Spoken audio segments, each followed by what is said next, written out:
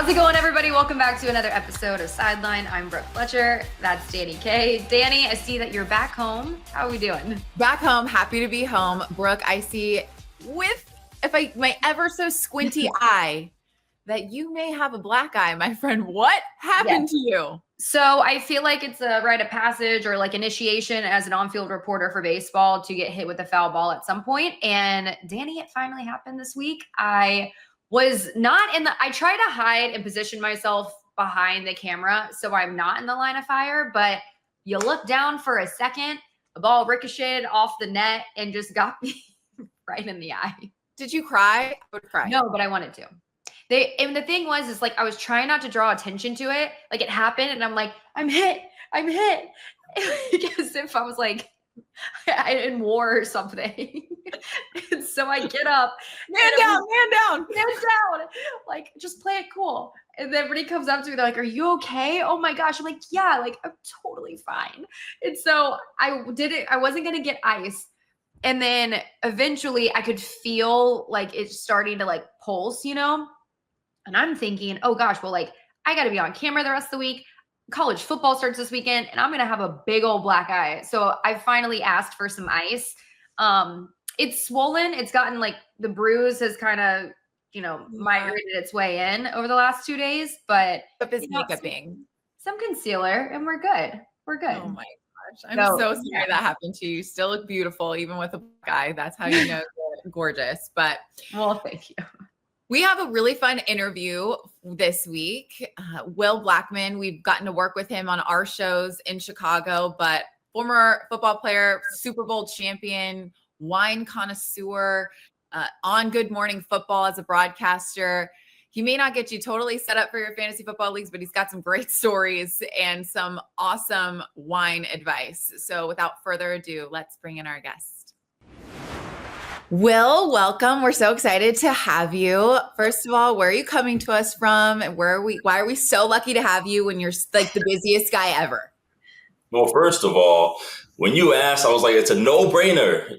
Two well-respected women in this business, D&B, not Dave and Buster's, Dani and Brooke. Like, let's go. Like, I woke up, I had my coffee, I'm turned up. So yeah, I'm here just because I'm stoked to be here. Like, we've been friends. We all been friends in the industry for a while now. So it was a no-brainer. I don't say yes to everything, but I was like, hell yes. Like, let's go. Wow, my wife's car is so loud. Is that what that was? What just happened? You just had it. That was your version of saying hi. That was, I love you. I love you. Have a good day. That's great. Well, you guys know each other, right? So you don't live too far from each other in California. Yeah. Okay. Actually, I want to talk to people about this because I feel like this is really interesting. First of all, I forgot that Will lived near me until like yesterday. And so we'll have to run into him again at some point, but he's been playing, Brooke, how I've been playing beach volleyball. He was playing beach flag football right behind me the whole season. And I had no idea. What? No clue. First of all, the beach, it is different. People are like, oh, it's not fair. You're playing beach volleyball, beach football, flag football. That is a whole different world. Here's the hard thing for me is, like, yes, I can still move around a little bit, but when you are playing with these people, this is their livelihood. This is their get back. This is like, hey man, like I was an all-state guy in high school back in some small town and I'm not messing around. So it gets a little too serious. And I just want to get out alive. You know what I'm saying? And I hate this is the part that I get confused by. You're telling me you don't win. So you're on a team with a couple former football players, or are you the only former like NFL? Danny, we're all like, I'm the youngest. I'm going to be 41. Like, we're all OGs. It's not the same. It is not the same. We're like limping after the game. It's so funny too, because my team is so bougie. We'll like go there, we'll scrap, and afterwards we're like, let's go to Nobu afterwards. It's like, it's so funny. Which is really funny because we get like a percentage off at the local dive bar that's right next door, but you guys are too bougie for it, huh? No, but that's what I'm thinking. Like, that's what we need to. That's what I'm thinking. Like, we need, like, the guy who runs our team is 𝗪𝗪𝗀𝗪. He's the owner of the Sacramento Kings, and we got a bunch of guys in our team. And so we're all like filthy, sand everywhere. And we're thinking we're going to go to the dive because there's tons of little bars right around the corner from the beach where we all play. And there was like, rain check, we're going to Nobu. And I'm like, I'm not going to Nobu like this. Like, what are we doing? I played one game and I was done. The last game I played, I totally rolled my toe like underneath. Like my toe touched my heel. And I'm like, all right, guys, like I'm good.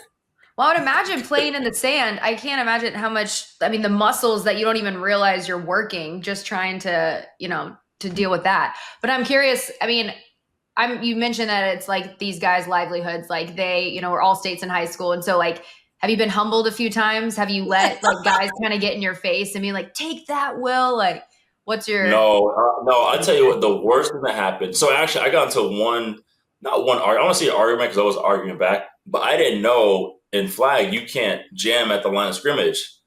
So this guy was like killing us. And I'm like, all right, F that. So I tossed him. And he was like, what the F is that? It like went off. And I was like, relax. Like, golly. And like, apparently you can't do that.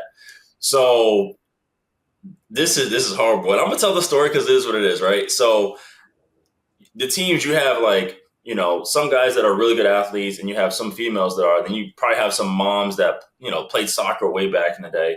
So this lady, she had to be, probably my age as well. And she caught a pass and I just go up to grab her flag and literally my left foot got buried in the sand. And I swear she made the slowest Peyton Manning move all time. And I just timbered. I just fell on my back and the whole place went nuts. And I was like, I couldn't even deny it. Like this mom shook the hell out of me, yo. And I'm like, this is crazy. I was like, damn, bro. Like I said, there's no way I can come back and play again. Like this is terrible. I would have been like, we have this on video. Mom crossed me up. Yeah, I'm sad we don't have video of that. That's for sure. But let's talk about your illustrious football career, shall we? Because at one point you weren't getting juked by a mother. But let's start the Reggie Bush. Yeah, I was gonna say same, but different. Towards the beginning. Were you heavily recruited? Out of high school? Yeah. Yeah, no, I was very, very fortunate. So I'm from Providence, Rhode Island, and obviously, smallest state, not a big hotbed for, any kind of recruiting in any sports. So I remember my brother was a student at Boston College and his roommate was a graduate assistant. And he was like, hey man, I heard your brother's pretty good. He's like, no, my brother's really good. At the time I was 14 years old. And he was like, well, have him come to the camp. So the camp was pretty expensive. I begged my father, like, to go to the camp. At this time, ladies, I didn't know anything about recruiting. I was like, I just love playing football. And we saved up. I ended up going to the camp. At this time, the camp was an overnight stay. Like you got to stay in the dorms. You got to wear helmets. And I remember I had a really good camp. I thought like I made a lot of plays and competed.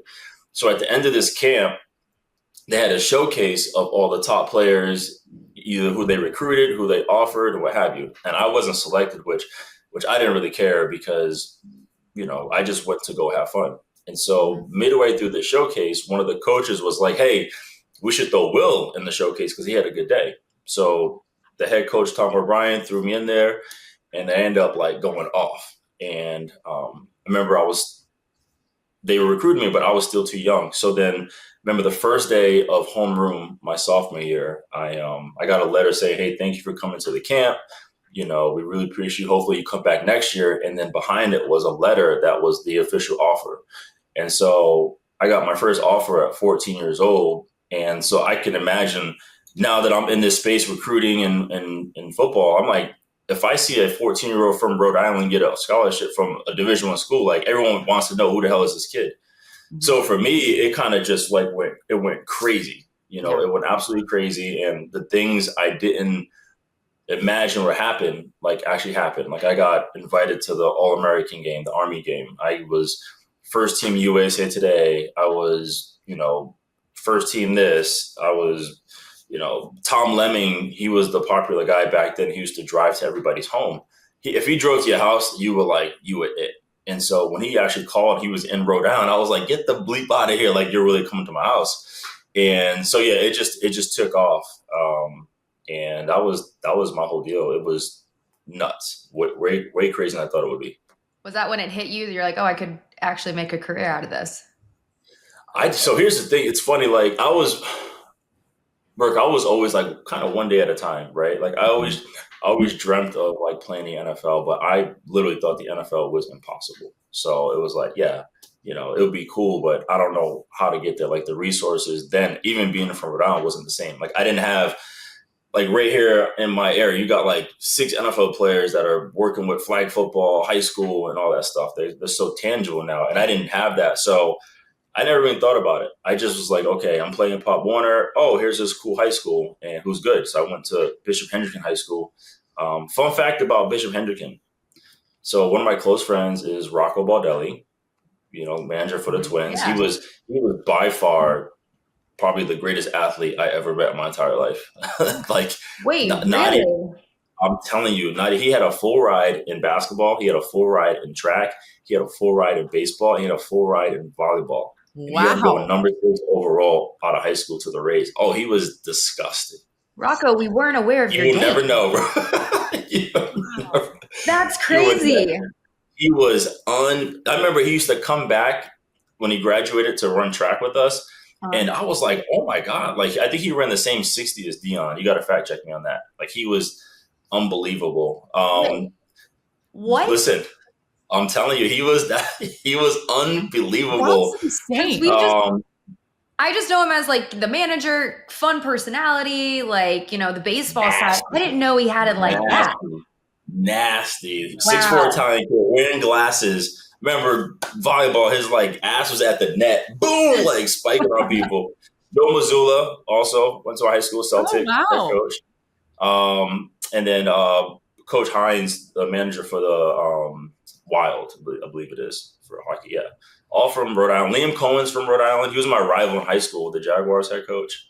So, yeah, something tells me you've had to defend Rhode Island a time or two. The fact that you know how many people are from your area. Well, there's only like 8 of us, so I'm saying it's not really much I need to like research and like comb through.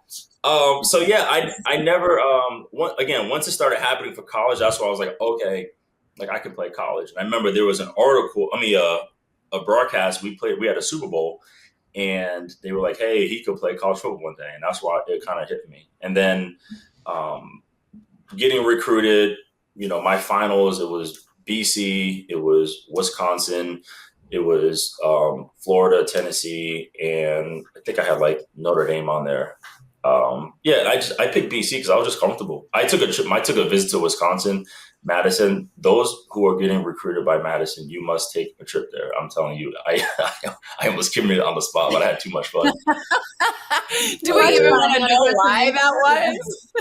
So what do you say? Do we even want to know why that was? I mean, you can. I mean, shoot. I mean,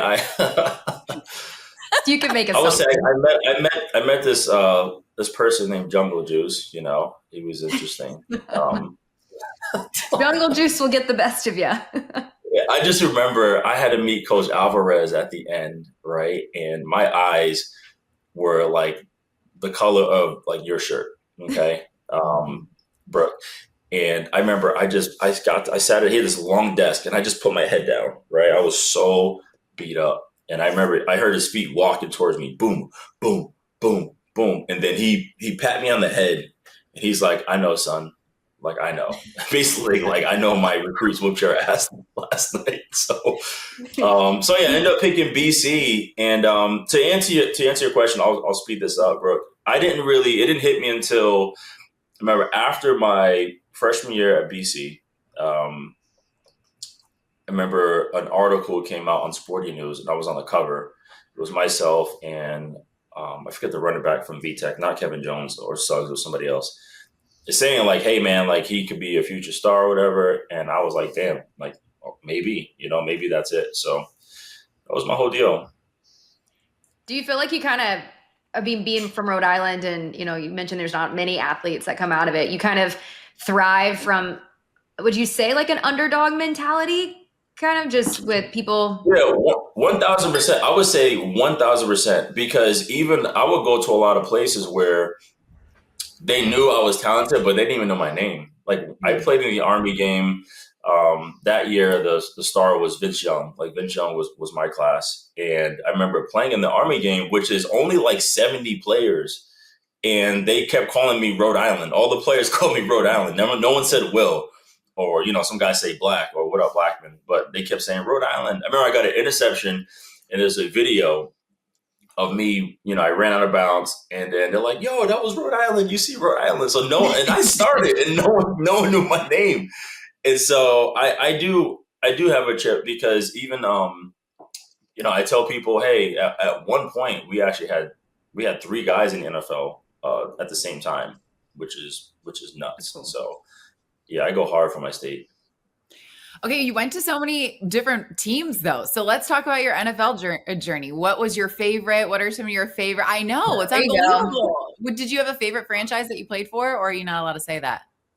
Oh, I can tell you. I say whatever I want. I know. I love that. Trust me, I got cut from all of them, so I don't really give a damn what they think. Okay, so I would say honestly, I grew up I was such a diehard fan. Like I was a true, heartfelt fan. I collected cards. I collected jerseys. I used to watch every single NFL films video. Like I knew the composer was Sam Spence. I knew the narrator was John Facenda. Like I know all that stuff. And so for me to get drafted by the Packers was like the mecca of football, right? It was really what it was. It wasn't like, I played for the Giants, which is big corporate, big city, big lights, all that stuff. This was Green Bay, small town, not one single skyscraper. I still have a condo that I'm selling now, and I can see Lambeau Field because nothing is interrupting it. It's a ghost town. There's about 75,000 people, and the stadium holds over 80, so there's no one around. So it was cool, and you just felt safe. Everyone took care of you. Everyone looked out for you. Because playing at Boston College, we were competing with the Patriots who won, the Celtics won, the Red Sox won. So it was popping. It was crazy in that town, and we were ranked, but no one really cared, because it wasn't a college football town. It was a great college town, but not college football. And so Green Bay for me was just unbelievable. Like I was a huge Charles Woodson fan, So when I got drafted, we signed him the same year. Mm-hmm. So to me, that was crazy. The first person I ran into was Brett Favre, and which is people are funny, like, "Oh, you and Brett Favre, what do you guys talk about?" I was like, "Nothing. He's 40 years old, and I'm like 21. We got to talk about." What was the dynamic? What was the dynamic in the locker room like? I'm in the clubhouse with baseball all the time, and I just love kind of. I feel like every sport it's different. What's the NFL locker room like? I would say number one, because you all are on the same team, you already have like-minded, you guys respect each other for getting there, so instantly the brand makes you guys connected. So I thought the dynamic was cool. Like everyone got along with everyone. We had a pretty veteran team at the time. Like I said, Favre, Woodson, Nick Barnett, Donald Driver, 𝗵𝗹𝗶𝗹 𝗵𝗪, Aaron Campman. So we had a lot of cool veterans and a lot of young guys, up and coming young guys. So it was cool. So the dynamic was good. Obviously, the main dynamic was the whole, Favre Rodgers thing. Like I was there for that whole deal. So that was the only thing that was interesting. But other than that, we were fine. What was that like to watch from the defensive side of everything? Because I've been in enough NFL locker rooms to know that not everybody knows everybody on the offense and the defense. It's like, what's that guy? You know him by his number, that sort of thing. So how clued in were you? I know a quarterback's a little bit different, but how clued in were you on what was going on there between Rodgers and Favre at the time? Well, I would say the beautiful thing about being in Green Bay is there wasn't much to do or many places to go. So we all always hung out with each other. Yeah. Like everybody hung. That's why I'm so Team Aaron on a lot of things, because I really got to know him because we all always hung out together for a really, really long time. And of course, when you become a big figure and you become super famous, all that stuff like that, you're trying to protect your identity. So I get why he's, he comes across like he doesn't care what people think, and it bothers a lot of people. So I get all that. But again, it was the same deal. Like Aaron was our age, Favre was 40, completely different lives. I would say too, it was kind of like Brett knew like there was heat. You draft a quarterback in the first round, you know what it is, you know what time it is. So I mean, Brett played his tail off. I think he was an All-Pro that year, almost MVP. You know, in 2007, which is his last year with us. But we knew, like, we said, whatever decision they make, like, we're good, because we were going to a lot of games where their starter was not better than our backup, right? So we were good either way. They just had to figure it out and make a decision. I knew it made it difficult because, I mean, Favre almost took us to the Super Bowl in 2007. But it was interesting, man. I think it was just more so the real battle was with Favre in the front office. That was the real battle. I don't think it was anything personal with Aaron. Like, Aaron had no control of the situation. So, we were like, hey, man, we got a quarterback either way. So we were chilling. How do you like Jordan Love? I like Jordan Love. I think for him it is a big responsibility. And I think when Aaron left and he took over, this is just my assumption. I haven't talked to Jordan Love myself, but I just feel like he probably did feel the weight. It's a different beast. You know, you figure you really haven't had much turnover in the quarterback room. You know, for the past, 2.5 decades or more, you know, 3 decades, you only had really 2 quarterbacks, you know? And so for him to be the next guy, just bearing that, I can tell it feels a lot. So I love that he is, you know, he fits right in as another one of the gunslingers. Obviously, you know, protecting the football more and being healthy. So I think he's in a great situation. I'm glad they went and got him, you know, more weapons. You know, unfortunately too, the defense is doing well. So I think for him, you know, it's just a matter of him just keeping it simple playing football, because you know, that division is not getting worse. So we got to get those Lions up out of there, man. That's the only problem I got right now. I'll tell that to my husband. He's a huge Lions guy. You know what's funny? Same. I grew up like a closet diehard Lions fan. Wow. Yes. I love that you say closeted Lions fan. I was a because Barry Sanders is why I started playing football. Like, that's my favorite player of all time. So he and I would get along just fine. I love Dan Campbell. I mean, being in Detroit, like, that fan base, they were deprived for so long. And so just for them to have any sort of hope. I mean, the first season, I mean, I was like, okay, have it. Now I'm like, oh, you're the real deal. Just to see what Jared Goff, Dan Campbell, and what they've done over there, it's pretty incredible.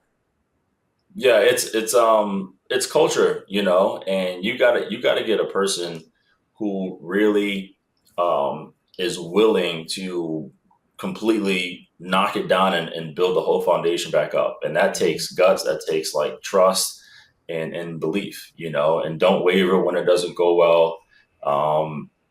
I learned when I was in training camp with the Seahawks, I learned with Pete Carroll that he was able to train the bottom of the depth chart, you know, the guys who weren't really starters, and train them, because if you're, I don't want to say worse players, if the players who aren't starters are performing at their best, you're able to get the best out of them, then it's going to just trickle up, you know, otherwise. And so that's what I feel like what Dan Campbell has done every day, because his entire team, all 3 phases, they all believe, you know. Well, we're going to start this episode by promising people that you're going to talk about fantasy football and the upcoming season and what's going on. But before we get there, obviously we're going to be talking about who's going to go and win a Super Bowl.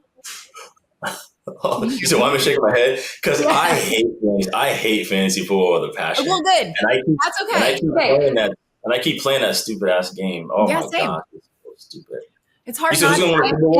No, I just before we talk about who's going to win a Super Bowl, who's going to play really well this year, all the things, you won one. You won a Super Bowl. What was that like? It was. You know what? I'll give you. I got too many stories, ladies. So we love the stories. We love that. Our girls love. No, I know. The less we talk, the better. You know. No, so this is kind of like the emotion, and you both been around, you know, professional sports for a while, and obviously interviewed and know, like, it is an emotional roller coaster in professional sports. So in Green Bay, you know, I learned just, especially in football, like, I would say it's a 4-year plan. When a head coach takes over, it's kind of like a 4-year plan, right? Your first year, you kind of figure out like who you have, what are you going to do? The next year, you kind of get rid of some people. You have your draft and maybe sign some free agents. Year 3, you're like playoff ready. Year 4, like get ready for hopefully competing for a championship.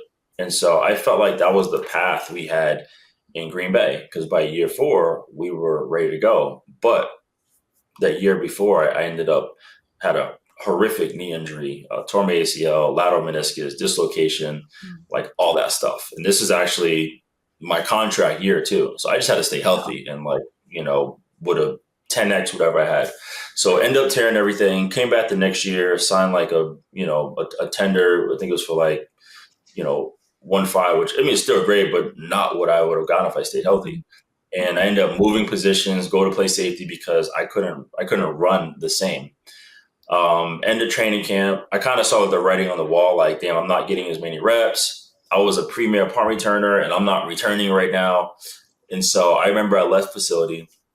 They called me back in right when I was leaving. And I was like, so they called me, they gave me the news. At this time, my wife, 𝗗𝗏, she's 7 months pregnant with our son. We're in Green Bay. I lose all that money. And so we're just like in our Green Bay condo with no family, boxes. She's like hot because she's pregnant with our son. And we're just like, what are we going to do? Yeah. And I remember she woke up the next morning and she had a dream. She's like, I had a dream you went to the Giants. And I was like, you need to go to bed. Okay. Like, I had no connection with me. I knew that. I know. Like, please. So 20 minutes later, my agent calls me. He's like, hey, the Giants want to work you out. And I just look at her. I'm like, he's like, yeah. And I said, well, can they give me a month? Because I need to figure out what's wrong with my knee. And they agree. They say, yeah, we'll give him a month. He can come work out, which I thought was pretty crazy because usually they're like, no, we need to see him now. So I come back home to California. We come back home to California and I end up training and I get to a point where I feel pretty good. So I fly into New York. Meanwhile, Green Bay is like kicking butt. So I fly into New York and I remember I meet with the doctor, Dr. Russell Warren, and I remember he's checking my knee out and he was like, your knee is still loose. So technically I can fail you for this physical. He said, because apparently whoever did your surgery prior didn't do a good job. And so I'm like, well, I feel like I can run. Like I just ran the other day. He goes, well, I'll let you work out if you feel good.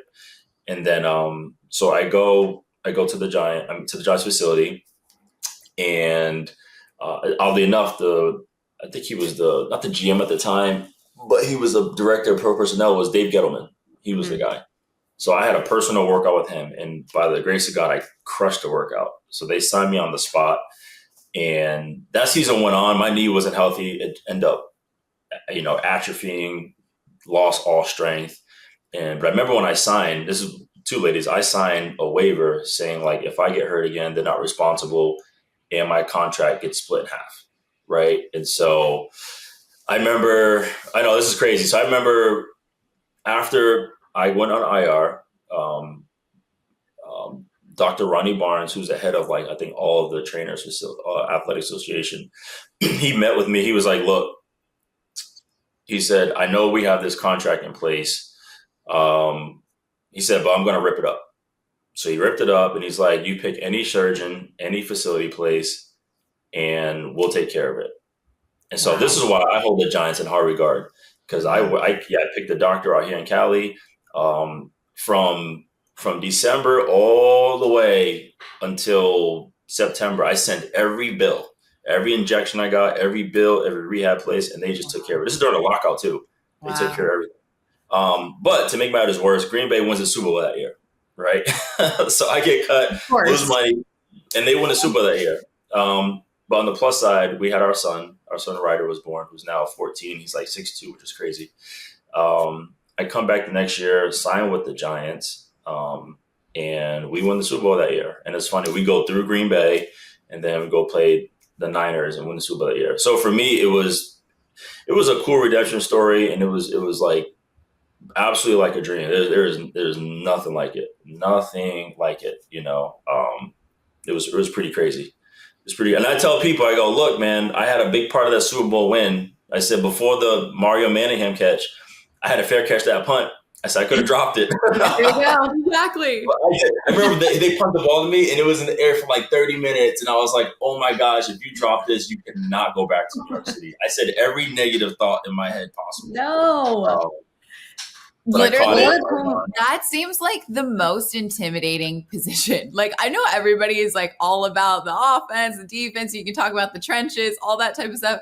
There's no way everyone's running at my face and I'm supposed to catch a ball. Like that's, and they're full speed heading in your direction to hit you in the face. Yeah, you do have to be somewhat psychotic, but I remember, I had some fear doing it, even though I did well in college. Because there was that video circling of 𝗏𝗏 𝗟𝗶 in college, like taking people out, so everyone was like, no, thank you. But there was a player in front of me who, my rookie year, he dropped a lot of punts and he was drafted before me. And he ended up not even making it to training camp. He got released. And so I was like, because you want a job, but catch these damn punts. Because I got Charles Woodson and Al Harris. Like, I'm not playing. I don't care what you say. I'm not playing. No. You can do anything you want. This is a business. These guys are on payroll. You're not playing defense, okay? So that's where I got pretty good at punt return. And I would say too, Dan, I got smacked in the face, and that kind of was like, all right, I got that out the way. Okay. The first big hit, like, were you like, well, this is the NFL. I feel it. Yeah. Ow. Yeah, no question. I remember I got my chin strap buckled, like split in half. My tooth went through my lip. Yeah, it was pretty funny. And here's a fun fact, right? I learned, because, when you get hit, you're like, who missed the block? Like, somebody missed the block for me to get my head taken off. It? The first person who helps you up, that's who missed the block. That's what I learned. That's good to know for fans watching. The first person to help you up. Got it. Yeah. Hey, man, you good? I'm like, you mother. Yeah, exactly. I'm sure you would like to know if I'm good, huh? Thanks for helping me up, because clearly you weren't busy blocking, okay? So you had time to help me up. That's awesome. Oh my gosh, that's so funny. Okay, well, we know that you can dominate on the football field, but what I really want to know is about your wine venture here, your wine company. I'm starting to get into wine. First off, how'd you get into this hobby? Wait, you're starting to get into wine? What, you getting into wine? I am. Now, I'm not an expert. That's why No, but I tell you, where you are right now, like the food scene is bananas, like spoiled rotten out there. Because when I haven't been there in a while, but when I came out there when we did the whole stadium deal, like I just honestly I couldn't even walk. I was eating so much, spending so much money eating. But I got into it because how can I say this? I just enjoyed it in general. And then, Charles Woodson is a big part of the story, because when he was with us in Green Bay, he already had his own wine. And it was unfair because the Raiders had training camp in Napa, which I think is like absolutely nuts. Awesome. Like please bring me to the Raiders. So like literally the Marriott in Napa was their training camp. So I couldn't imagine when you get time off, you're going to the wineries. Are you kidding me? Yeah. And so he had his own wine. So for me, it was pretty dope to, not only have a player I look up to, but an athlete and an African-American athlete, or just person in general, being in this wine space, because I thought it was an untouchable, unapproachable space. Because you always think like upper echelon, you think like luxury when it comes to wine, when truly wine, it is just fermented grape juice, but it does have a rich history. So anything that's super old, I'm sure has that stigma. He would always, his hazing was, he would take us to like a 5-star restaurant, Michelin star restaurant. Like that was his hazing. Oh, terrible. I know, right? Horrible. So every road trip, he would get reservations at a really nice restaurant, take us out, wine and dine us like crazy. And so it was pretty cool. It was a cool lifestyle. Like that's what he was really teaching us, like, like gentleman stuff, Yeah. And I once I want to learn about something, I get super curious and start like researching. That's what happened with football. Like I got to really dig into the history of football. And with wine, I started trying to reading magazines and reading articles. I got to know a lot of, top businessmen in Wisconsin in general, really Milwaukee, and got to go out with them and just see what they were doing and what have you. And so I remember I saw a couple of documentaries, and it wasn't until I ended up finally seeing that documentary, saw him, with those guys training to be master sommeliers.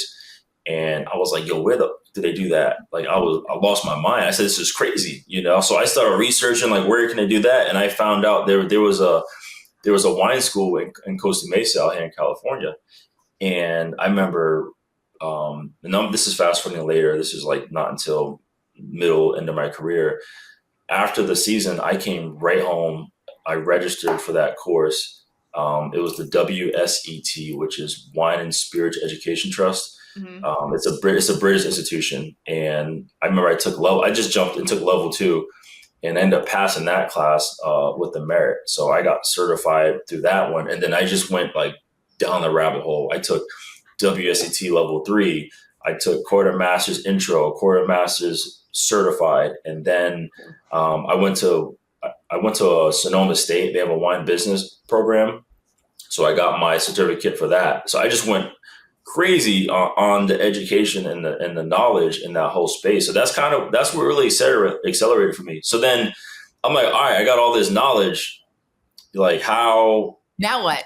Yeah, exactly. No, I want to do something with this. And so initially wanted to make my own wine. And then I kind of got scared out of it because they're like, yeah, if you want to lose money, go make wine. I'm like, okay, well, I don't want to lose money, so I don't want to make wine. Yeah. And so I was like, I have a huge network in sports entertainment. I have a huge network in wine. So why don't I just create a company to merge into? So that's where, I started the Wine MVP, which is a wine concierge program. Basically anything to elevate your wine experience. So we do dinners, we do trips, we do events, all custom. You just call us and we'll do it. It's really just me and my coordinator. It's just us two. I don't have like a huge staff of people. So like last year, I believe we did a huge trip for Joy Taylor and her friends. They went to Napa. We customized that. Most recently, Dave Bakhtiari, he took his whole family to Napa this summer. And we did the whole trip. We did Randall Cobb's birthday last year in Napa. So yeah, kind of like whatever it is, because what it is, I've been fortunate to build a huge network. We do, we have a lot of access. So, they're like, oh, French Laundry's booked for like, 5 months. Well, can you get us in today? I'm like, I could try, It's not bad. Yes. So you're the plug. It's kind of hard to get into. Yeah. Yeah. So it's been really cool just to do that. And then it wasn't until recently, just in March, I finally made my own wine, Blackmon Cellars. I got a bottle. Wait, let's go. Let's see it. Yeah. What kind of wine? Where's your vineyard? Tell us everything. So Blackmon I Cellars. love the label. Yeah, it's kind of like retro, classic, kind of cool. So I'm a big fan of like red blend. So I want to make a Bordeaux blend. And so the grapes, I did not use Merlot, which is usually a staple in Bordeaux blend. So I did Cabernet Franc, which I wanted more of the aromatics. I went with Cabernet Sauvignon for obviously the fruit and color.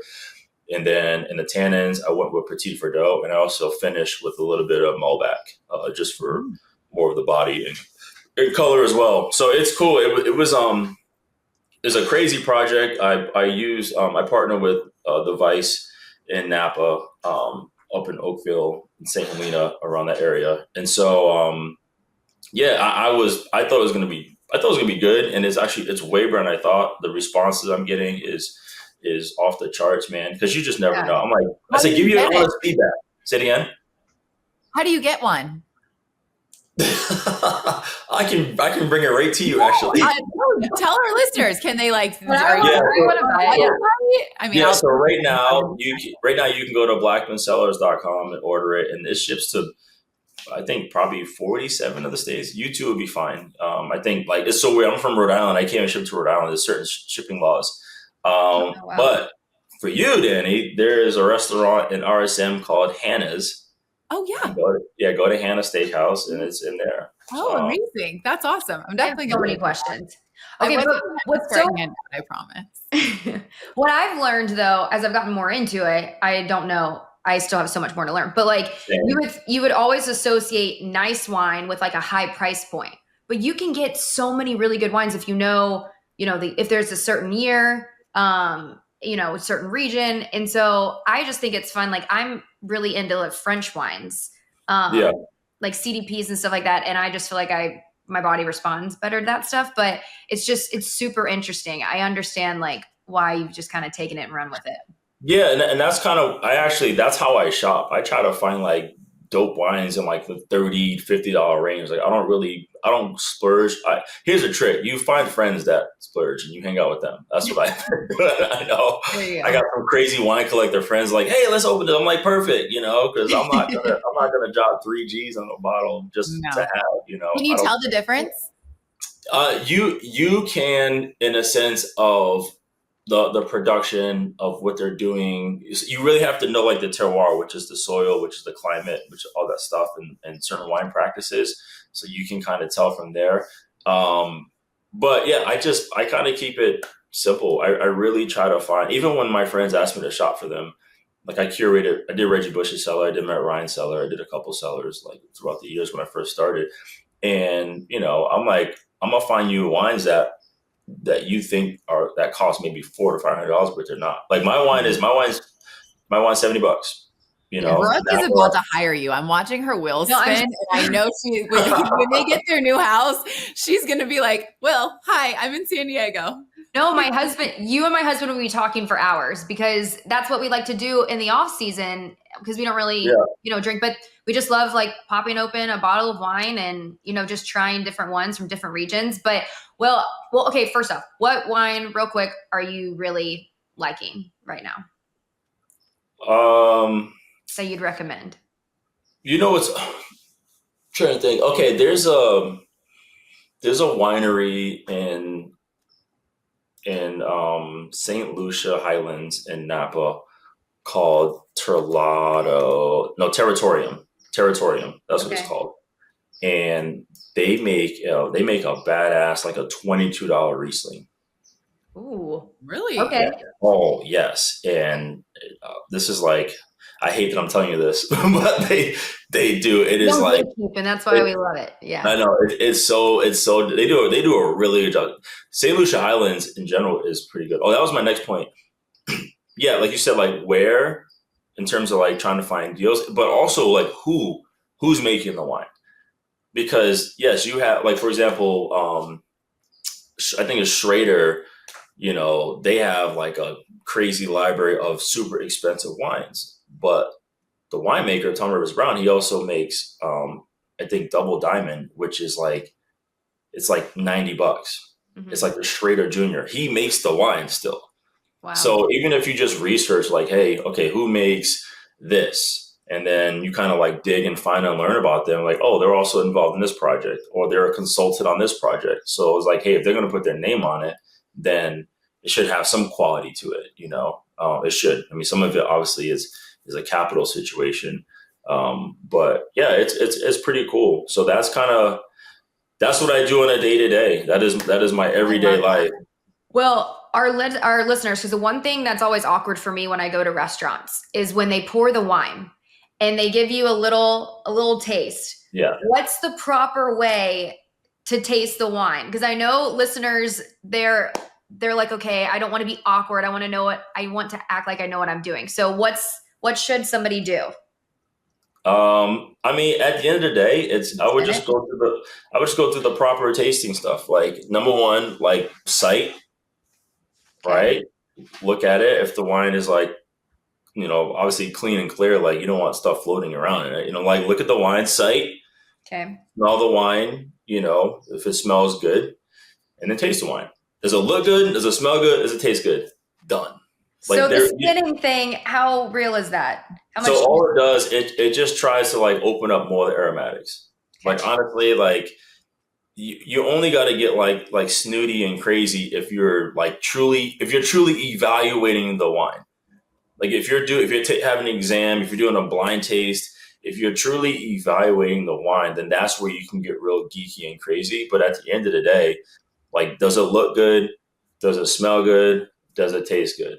And if you don't like it, it's fine. Like that's their job. And I would That's tell my like, question. What happens if you're like, dang, that was the wrong choice. My bad. But they just no, just then you don't like it. you. That's their job. They don't. If you don't like it, then you don't like it. You know what I mean? So you shouldn't feel awkward if that Put the penis happened. in the back. No, I mean it's hard not to because you're like, damn, dude, this person just went all the way to the cellar. They probably fished it from way up above.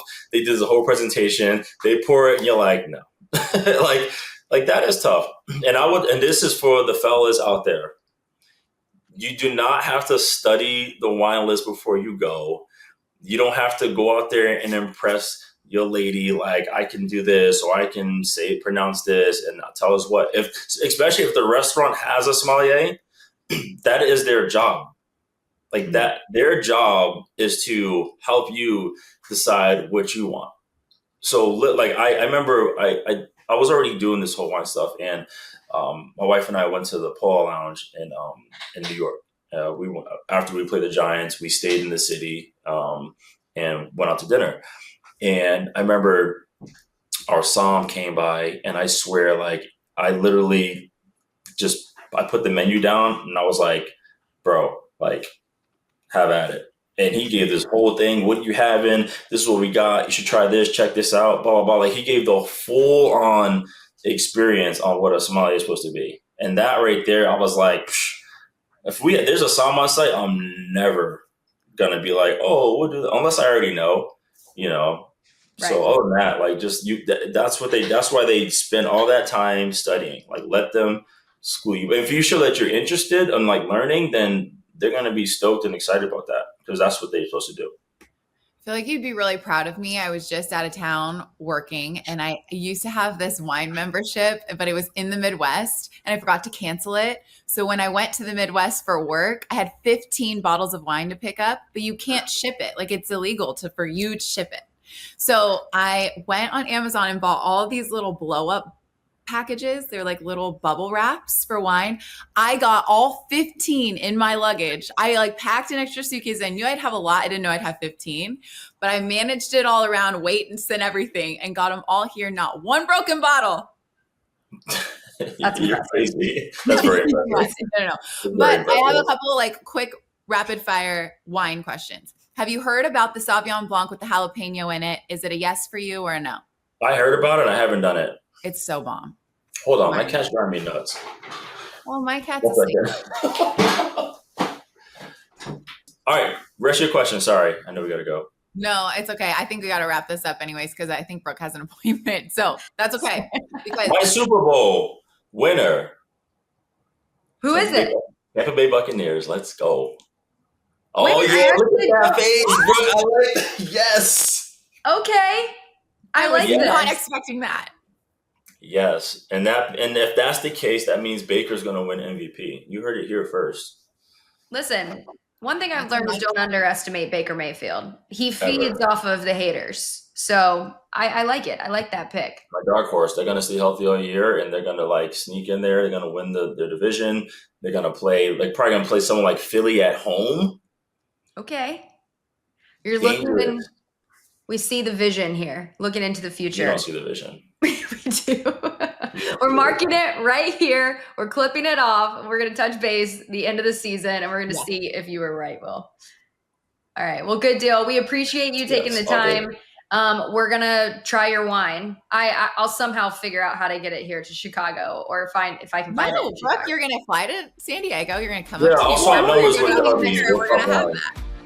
Yes, we'll touch base. But Will, we appreciate you taking the time. We'll let you get to your cat, and we'll catch you later. So funny.